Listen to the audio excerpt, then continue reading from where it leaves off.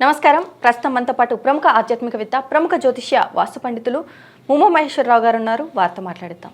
నమస్కారం గురుగారు. ఆయుష్మాన్ భవ. మీన రాశి వారికి మార్చి నెలలో ఎలా ఉండబోతుంది గురుగారు, తెలియచేయండి. సర్వమంగళ మాంగళ్యే శివే సర్వార్థ సాధకే శరణ్యే త్రయంబకీ దేవి నారాయణీ నమోస్తుతే. ఓం శ్రీ గురుభ్యో నమః. ఓం శ్రీ గం గణపతియే నమః. మీనరాశి చలతత్వ రాశి. మీనరాశి చెడుగా ఉంది అని చెప్పడానికి కరెక్ట్ ఆధారాలు లేవు, కానీ ఏలినాటి శని ప్రభావం ఉంది. ఏలినాటి శని ప్రభావం కలిగి ఉన్నందువల్ల మీనరాశి వారికి అధికమైన కష్టాలు నష్టాలు సంప్రాప్తమవుతున్నాయి. అలాగే మీనరాశి వారి గురించి అనేక మంది అత్యధికమైనటువంటి గొప్ప రాశి 100 కోట్లు సంపాదిస్తారు, 1000 కోట్లు సంపాదించేస్తారు, ఒక స్త్రీ వలన మీకు లాభం పొందుతున్నారు, అది ఇది అదని అన్ని రకాలు చెప్తున్నారు. ఎవరి పరిజ్ఞానం వారిది. అది తప్పని నేను చెప్పను, ఒప్పని మనం చెప్పుకోకూడదు.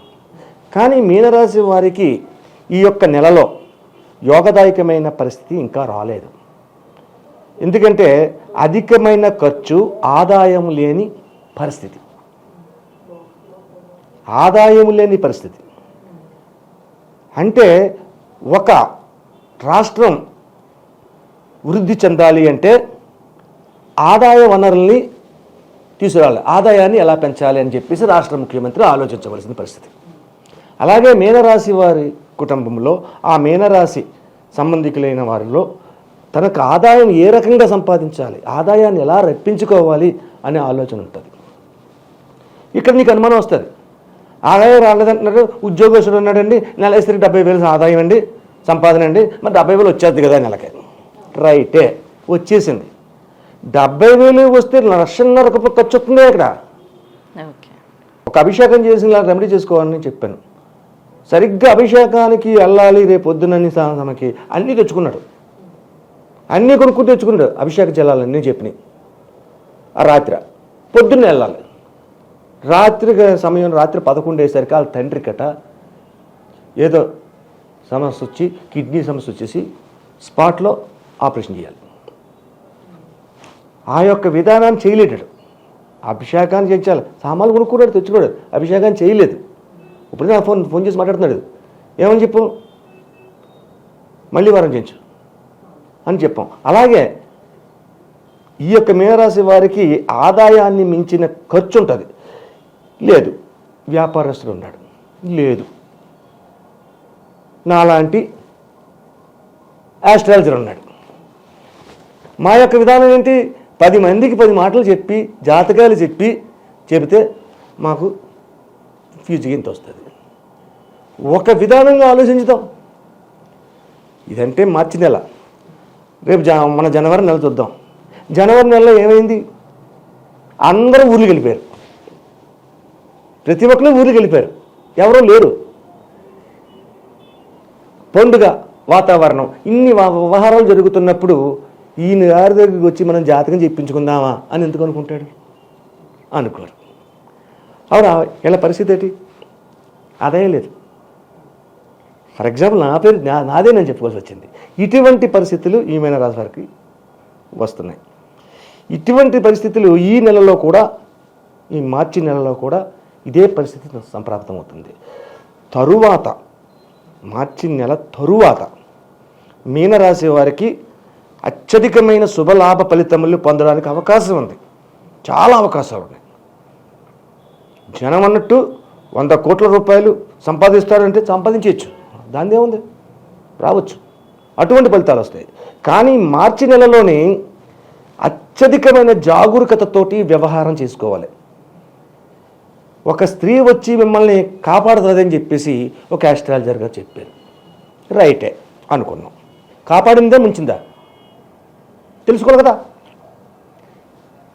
ఓ అమ్మాయి చెబుతుంది, లేకపోతే ఒక స్త్రీ వచ్చి చెప్తుంది అని ఈ జలతత్వరాశి సంబంధమైన వాడు కాబట్టి వ్యామోహంలో పడ్డాడంటే అవసరం అది. ఇడికి పెళ్ళేది, పిల్ల ఉంది, పిల్లలు ఉన్నారు. ఆ రకమైన విధానం చేస్తే ముంచేస్తారు. అటువంటి పరిస్థితులు పొందడానికి ఎక్కువ అవకాశం ఉంది ఈ మీనరాశికి ఈ నెలలో. అది కరెక్ట్ కాదు.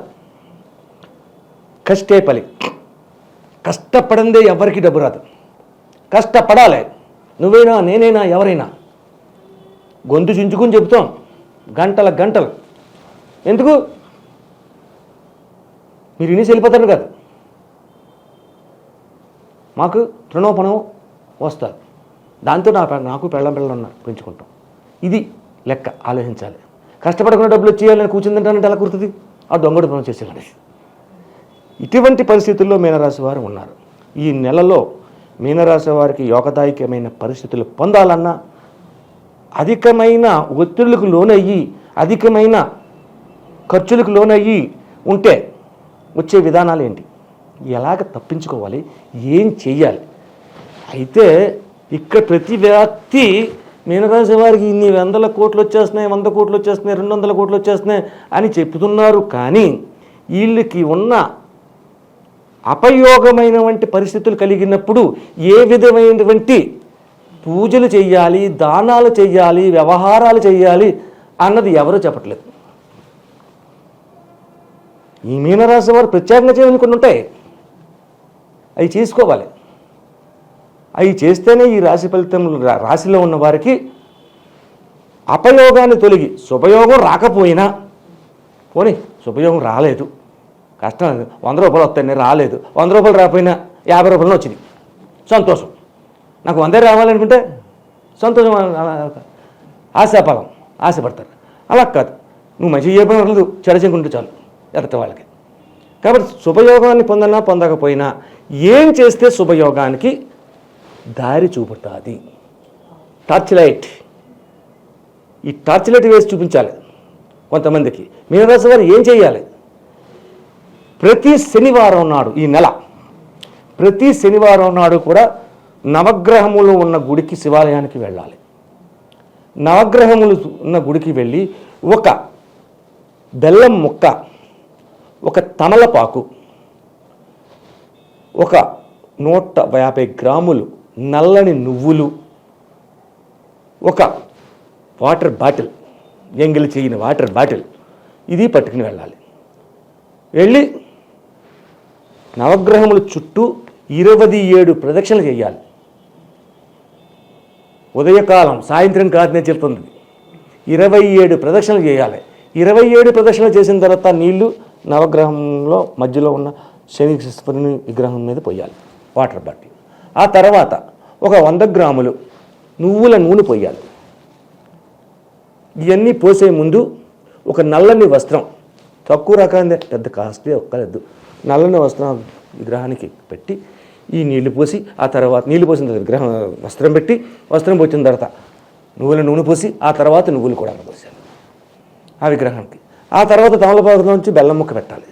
ఆ బెల్లం ముక్కతో పాటు ఇన్ని నువ్వులు మిగిల్చి అక్కడ పెట్టి కొంచెం నీళ్ళు చిలకరించి, ఆ పంతులు గారు ఉంటారు, వాళ్ళ చేత కొంచెం సంకల్పం చెప్పించుకుని పూజ చేస్తారు, చేయించుకోవాలి. చేయించిన తర్వాత 27 ప్రదక్షిణ ముందు చేస్తారు కాబట్టి తర్వాత గుడిలో ఉంచి బయటకు ఇచ్చి శుభ్రంగా కాళ్ళు, చేతులు, ముఖము కొడుక్కోవాలి. అదే గుడి మన ఇంటికి దగ్గరగా ఉంటే ఇంటికి వెళ్ళి స్నానం చేసేయాలి. ఆ తర్వాత విభూతిని ధరించాలి, నుదుటి నిండుగా విభూతి ధరించాలి. విభూతి ధరించి కుంకుమ ధరించాలి. కుంకుమ ధరించిన తర్వాత శివాలయంలోకి వెళ్ళి శివాలయంలోని శుభ్రంగా అభిషేకాన్ని చేపించాలి. శివతత్వ విధానంలో అభిషేకాన్ని చేపించాలి. అభిషేకం చేసిన తర్వాత ఆ రోజంతా ఆయిల్ లేని ఫుడ్ తినాలి. ఆ రోజు ఆయిల్ లేని ఫుడ్ తినాలి. ఇలాగా ఈ నెలలో ఎన్ని వారాలైతే శనివారాలు వస్తాయో శనివారాలు అభిషేకాలు చేయించాలి. మొట్టమొదటిసారి చేసేటప్పుడు మాత్రమే నువ్వులతో నవగ్రహములు చేయాలి. రెండో వారం చేయనవసరం లేదు, శివాభిషేకం చేస్తే సరిపోదు. ఈ యొక్క పరిహారం చేస్తే రానున్న పరిస్థితి ప్రభావాలు, ఎంతటి గడ్డు పరిస్థితులైనా సరే తొలగి శని ప్రభావం నుంచి బయటపడి శుభయోగమైన ఫలితాలు పొందగలుగుతారు. అంతటి శుభతయుక్తమైన పరిస్థితి కలిగించిన రెమెడీ ఇది. మీనరాశి వారికి మార్చి నెలలో ఎండ ఉండబోతుంది, అలాగే వీరు పాటించాల్సిన పరిహారాలు ఏంటి అనేసి చాలా చక్కగా వివరించారు గురుగారు. ధన్యవాదములు. ఆయుష్మాన్ భవ.